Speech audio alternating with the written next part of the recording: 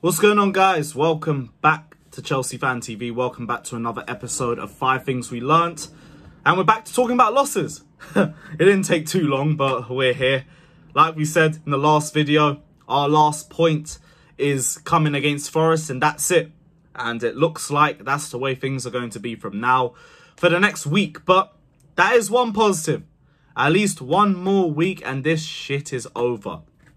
And then we can go on a reset. We can all take a nice, long mental health break for the summer. Forget that this shit show ever even happened.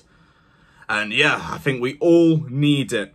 I can't lie. I don't know if I'm going to go to Man United because I just don't know if I can put myself through another 8-hour round trip to Manchester to watch us lose. And it will be in even worse fashion than we did on Sunday because United actually have something to fight for.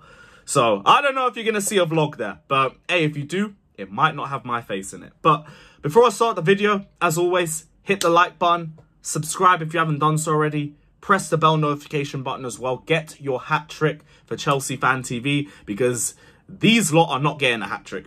So at the very least, you guys can do. Get 4 goals and subscribe to my channel. The link will be in the title, link will be in the description below. Let us know everything you're saying in the comments and let's get into it. Man City 1, Chelsea 0. On paper, it looks like we didn't do too bad for ourselves. I can't lie. If you told me 1-0 before the game, I would have bit your hand off and ran with it. But, the lineup, the way that we played, the poor setup. I feel like Man City, and this is my first point, Man City basically gave us that game as like a free point. And we threw it straight back in their faces. That lineup that City gave us was like, here, do whatever you want, Chelsea. It's fine. It doesn't matter. We've already won the league. And what did we do? We threw it straight back in their face. No. You want to downgrade your team? We'll do it ourselves too. We'll level the playing ground. For what? If we played like a competitive lineup with a mix of players who deserve to play and players who deserve opportunities, I think we would have done a lot better in that game. But you just see the same tired names and the same tired faces with the same tired performances and you get the same tired result. Happens all the time. But we haven't had an opportunity where a team has played a weakened side against us. And City gave that to us. They were on the beach, they were hungover. We decided, cool, we'll neck a couple shots and we'll be hungover too. Hell, I was in that away end, hungover, on no sleep, and I feel like I would have done more than half of the players playing. And I know I shouldn't feel like that, but Chelsea that. So yeah, first point, we had a great opportunity to get some points against a Big Six side, and we just threw it right back in their faces. And that's just jarring, but it's also just Chelsea, so I'm not even too shocked by all of that. Second point, Lampard is an absolute waffler. Absolute waffler. This guy had the nerve to come out in press conferences and say these next 3 games are an opportunity for players to showcase themselves to a new manager. Why don't you give somebody some fucking opportunities then? Because I'm seeing Sterling in the lineup again. I'm seeing Aspi on the right in big 2023. I'm seeing Kai Havertz on top again for a full 90. I'm seeing Gallagher again. Ruben is starting and Ruben is on his way to AC Milan. Ruben is an injury-prone midfielder that you should be protecting if you're going to sell him. Us? Nah, have a full 90, my friend. Have a full 90.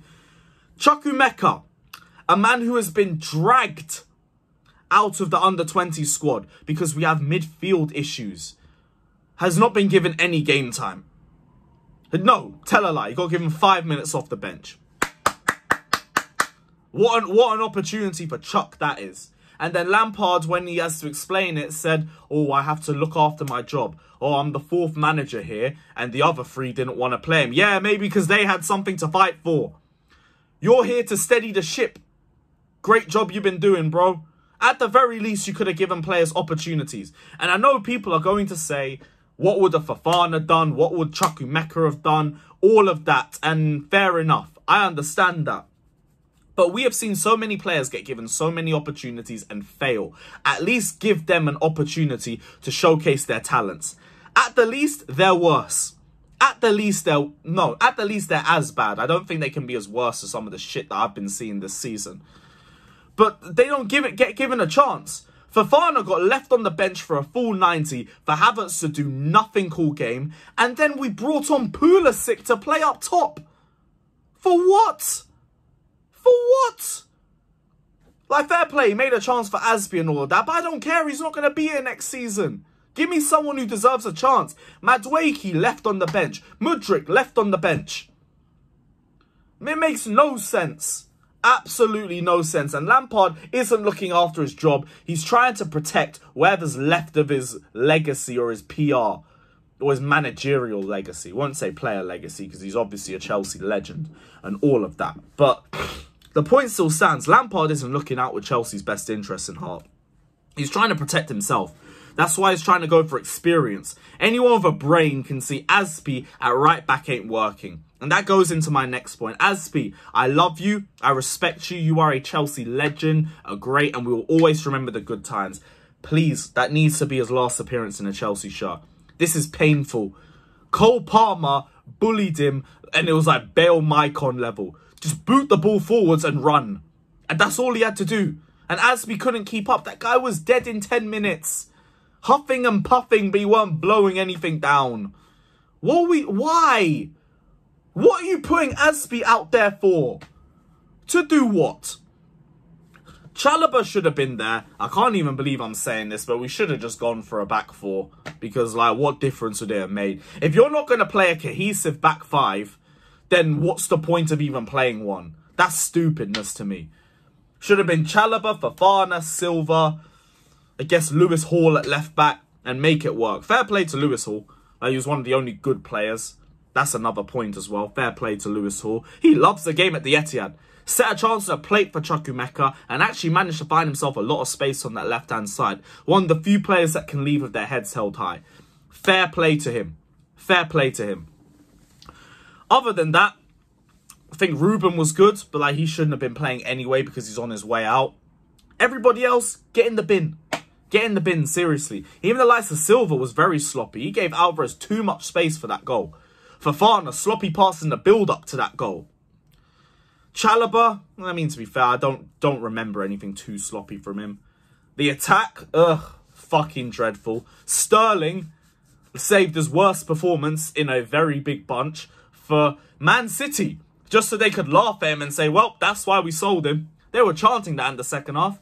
And all he did was prove them right. Got into the right positions, but Sterling 1v1 is an absolute snooze fest. I know exactly what's going to happen. Disgraceful. Genuinely a disgraceful performance from him. Like, it was absolutely embarrassing. Same thing as Havertz, but Havertz is a bum. We already know Havertz is stinky and nothing's going to change in that regard. It is what it is. Just 2 more games left and then we can write this crap off. And I can take a break. Finally, because this shit is draining. 4 hours to Manchester, 4 hours back. At least we made a weekend of it, but I'm not going to make a weekend of it next week. So I don't know if there's even a point of me going. I don't know if there's a point of me going. I will make up that decision in my own time, though. But we will see what happens until then. 2 more games left. And Chukwuemeka still won't get any minutes.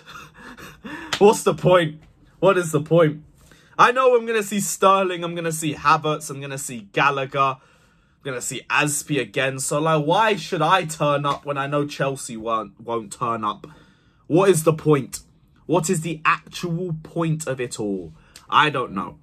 But we're going to end the video here because I want to just lie down in a dark room and just process everything and try and figure out what went wrong for me in my life.